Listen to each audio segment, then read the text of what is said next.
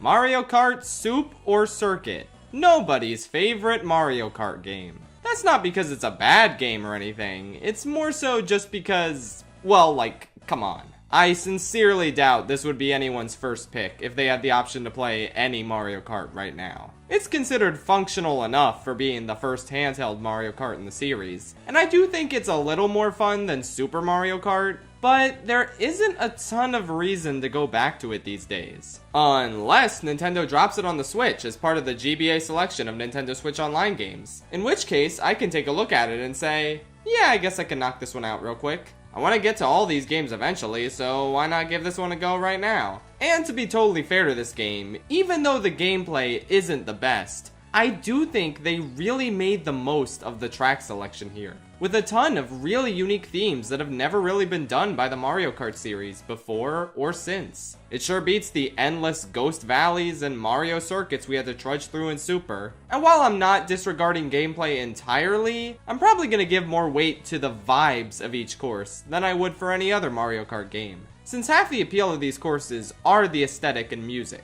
Let's be honest, we're not winning any points in the gameplay category with this game overall. How a course feels to play is still important, but how it makes me feel is equally so in this game's case. So with that said, let's jump on into this game's selection of 20 courses. Oh yeah, I'm not ranking the bonus tracks from Super Mario Kart in this video. All of them are the exact same as they are in that game, except actively worse, with a lot of the hazards and course elements removed. Plus, there's no way I'm forcing myself to play through all those courses for 2 different videos. GBA original courses only in this one. Let's-a go. Disappointment in the game of life. I feel like most people automatically rank the track with the unfortunate, inexplicable screen shaking gimmick at the very bottom. But you know what? I'm gonna dare to be different and say that Broken Pier is even worse. Between the sharp turns, gaping holes in the floor, and downright miserable atmosphere that can just be summarized as Boo Lake but worse, this is without a doubt the most actively unfun course in the entire game for me.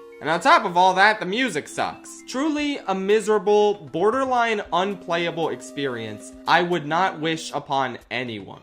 Earthquake! It's an earthquake! And now we get to the usual bottom spot in everyone's rankings for this game, Snowland. It's such a shame because the music and aesthetic of this course are so lovely, and there's nothing fundamentally wrong with the layout of the track either. It's just, why did this course have to be the one saddled with a violent screen shaking effect? I don't get it. Was this intentional, and if so, why? You could have had this lovely winter-themed course with penguins and snowmen afoot, but instead, everyone remembers this one for giving them migraines. It honestly doesn't look that bad from secondhand footage, but trust me, actually playing this course is agony, and it really didn't have to be that way. I guess I'm glad the Booster Course Pass made an actually playable version of this course, because now people can remember it for that version instead of this piece of shit. Oh well, those are my only D tier courses, so let's move on to some delightful C tier midness. Does anyone know how to get to the lake? The lake. Man, the Booster Course Pass really be out here picking some of the worst courses in this game and giving them the glow up of the century, huh? Boo Lake isn't bad per se, but much like Broken Pier, its atmosphere can just be kind of miserable, but not in a fun or creative way. It's just this bland, vaguely spooky boardwalk with the occasional annoyingly sharp turn, and it really doesn't stick out compared to other tracks in the game. Plus, it's called Boo Lake. What did you do with the lake? Did they seriously forget to add the lake? They forgot to add the lake. See, this is why the remake is automatically better, because look, they remembered the lake. Amazing. Oh well, even without the lake, the original version of this course is just kind of aggressively average. Not much else to say here. It's a Mario. Mario Circuit. You know, the one they remade in 8 with the Ultra Hands. That's gotta be the only reason anyone remembers this course at all. It doesn't even really resemble a circuit track. It's just kind of a road in a grassland. No obstacles, nothing of note at all, really, aside from this cute little pit stop at the starting line. It's functional, but forgettable. Pretty much one of the most generic tracks you could ever ask for, so I guess it lives up to the Mario Circuit moniker. Still, there's absolutely no reason this needed to be a Mario Circuit. You could have called this Tony Soprano Circuit and it still would have fit. It's honestly pretty raw that this is the only game in the series to feature Tony Soprano and he didn't even get his own circuit. Come the hell on, Nintendo, step up your game. And add him again as a character in the Booster Course Pass. I need to be able to get my Gabagool fix in Mario Kart again. What am I captain of? Just a bunch of sand. Alright, look, I said at the beginning that the theming in Super Circuit's courses is actually fairly strong and creative, but there are some courses where that doesn't really apply, and Yoshi Desert is one of them. Like, yep, it's a desert, and yep, that's a Yoshi Sphinx in the background.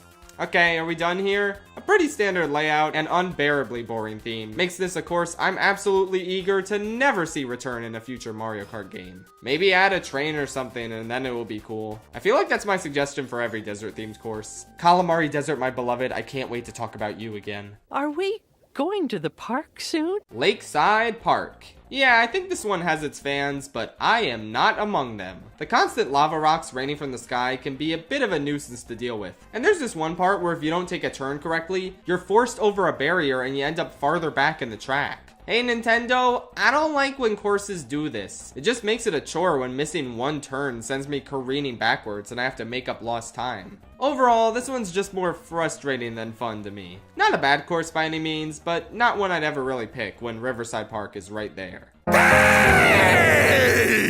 Peach Circuit. Yay! Grass! Yep, that sure is the extent of Peach Circuit's aesthetic. Oh wait, excuse me, there's also orange trees. That's kinda cute, I guess. Honestly, I don't actively dislike this course, since given how jank Super Circuit's controls can feel, sometimes a nice easy course you can actually play without falling off a cliff is really welcome. I've definitely enjoyed myself on Peach Circuit before, but I also couldn't in good conscience rank this one any higher, because like, come on. It's basically doing the bare minimum for a course in this game. And while it had slightly more charm than Mario Circuit, I can't really say it sticks out in my mind all that much. Fine beginner course, I guess, but not much more. As a matter of fact, let's go ahead and start a ranking of every first course in Mario Kart games. I don't think anyone has ever done this before, but that's for good reason because there's no way anyone would ever click on a video like that. So I won't make a video on the topic, I'll just keep a running list as we go through all these games. Currently, number 1 is Luigi Circuit from Double Dash. Quite literally peak fiction because you go backwards on the track at one point. Number 2 is Peach Circuit, because at least it's kinda charming and I like it better than some of this game's jankier tracks. At last place is currently Luigi Circuit Wii, because there's at least 24 courses in that game that are way more fun.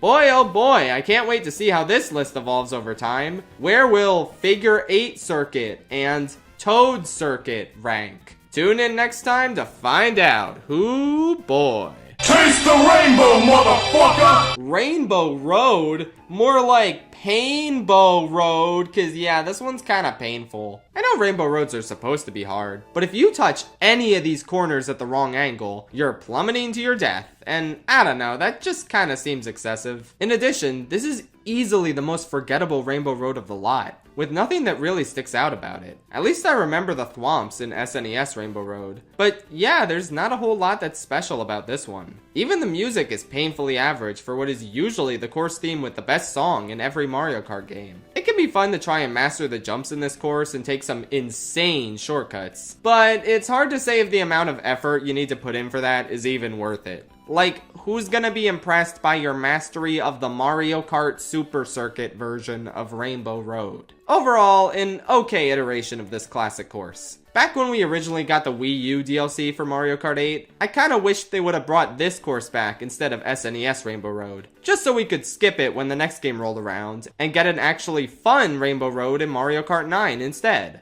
Of course, now I know better all these years later. We're never getting Mario Kart 9, so might as well just remaster better Rainbow Roads for Mario Kart 8 instead of subjecting ourselves to this one. Anyway, the C tiers are now over, so it's B tier time, baby! Good, solid tracks and shiz. Let's go. Rain, huh? Luigi Circuit leaves the other two circuits in this game in the dust by way of its theme alone. I mean, it's raining! That's cool, right? I don't know, it's something I guess. Legit though, I always kinda liked the theme on this one, taking place in this stormy airfield with a big Luigi blimp in the background. It's some relatively neat stuff by circuit standards, and I think the graphical effect of the rain coupled with the puddles you have to dodge make for a pretty decent course, all things considered. Maybe you could even see it as a reflection of Luigi's psyche, and the less than sunny disposition he must have acquired in his brother's shadow. Or maybe I'm reading too much into it. Bottom line is, it's not a bad course, and I kinda enjoy it despite its simplicity. Bowser is coming. I'ma keep it real with you, Chiefs. I don't have it in me to rank the Bowser's castles separately. They all give me similar feelings when playing them, and their layout and background changes aren't enough for me to justify giving them wildly different slots in the ranking. Now, don't worry, I did put critical thought into which ones I like better than the others. It's just that the difference is kinda minuscule, you know? The weakest one to me is Bowser Castle 2. Still a good course with solid lava pits to hop between, but it doesn't really stick out that much to me compared to the other ones. Next is Bowser Castle 1. Easily the simplest course of the lot, but I don't really think simplicity is a bad thing when it comes to this game. I think it's pretty fun to dodge the thwomps and leap over lava in the final section. It's short but sweet, and it feels a lot less basic than it is because of how rockin' the music is for all these castle courses, as well as how neat the backgrounds are. Next is Bowser Castle 4. By contrast with 1, I really admire the complexity at play here and how many branching paths there are in this creepy-ass power plant, complete with lava, thwomps, Mecha Koopas, the works. Definitely the highlight of the Special Cup for me, considering it's the only one of those courses I actually like. Huh. Anyway, my favorite Bow Wow castle is 3. Not only because the background is the most unique, taking place outside the castle with ominous purple bricks and dark clouds, and not only because this course triggers my Wii nostalgia, but because I weirdly find this one to be more satisfyingly treacherous than 4. What with the thwomps, potaboos, and gaps in the graded flooring. It sticks out in my mind as the most fun, most unique, and most deserving of the super cool music and atmosphere these GBA Bowser's castles have been afforded. But again, they're all not really different enough to justify being that far apart from each other in my ranking. All good courses, but holy shit, there did not need to be 4 of them. Come on, Super Circuit, you were doing so well with making unique track ideas. What happened? Oh yeah, I guess we just raced right past the halfway mark in the ranking. So now it's time for the part of the video where Schaffrillas talks about battle mode.